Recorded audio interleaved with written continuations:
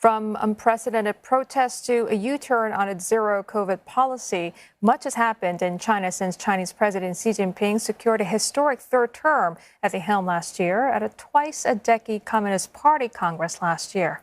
Ahead of the country's annual political meetings this weekend, analysts say the focus will be on how the Chinese leadership addresses citizens' concerns, especially about the economy. Olivia Siong reports.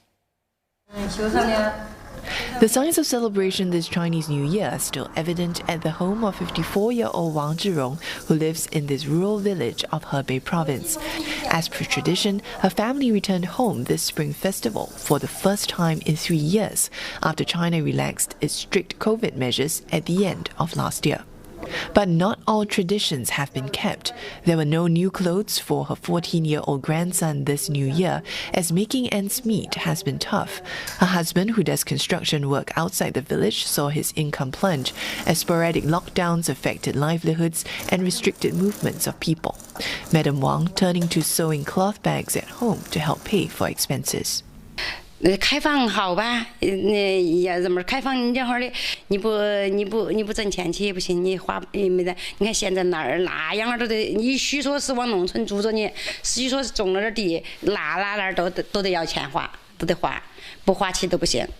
Madam Wang and her husband say they're hopeful about the future, although things have not gone back to pre-pandemic times. So as life in the rural area slowly starts to get back to normal, perhaps the bigger question is what happens next. Officials say even if another wave of infections occur, it's unlikely to be as serious as what we had seen in the last few months.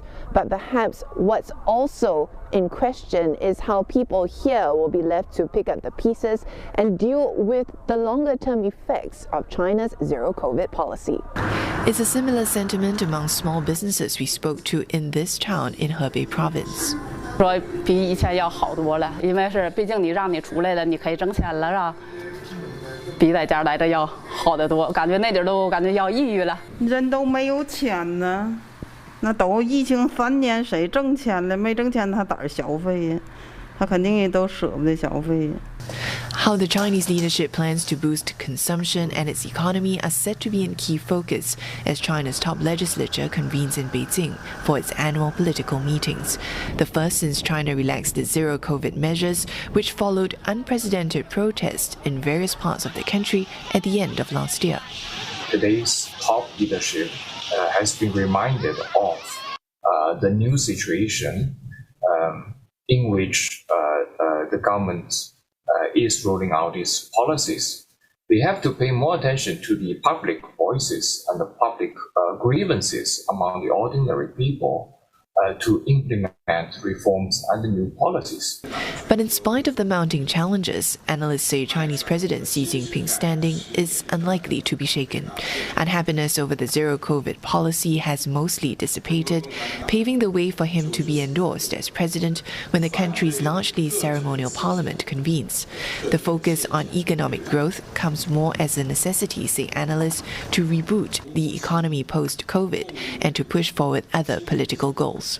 The private sector is being encouraged to grow in a kind of a new normal in the regulatory environment that emphasizes alignment with the party's geopolitical goals, emphasizes the party's role in guiding private capital to invest in political priorities, such as the high-tech sector, technology that can be used to reduce the exposure China has to Western sanctions.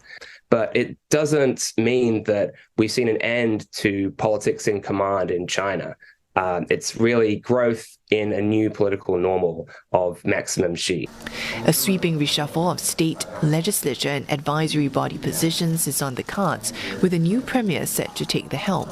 The new leadership is expected to be filled by Xi's allies, who have already been lined up in the party's top decision-making bodies at the party congress last year. Olivia Siong, CNA, Beijing.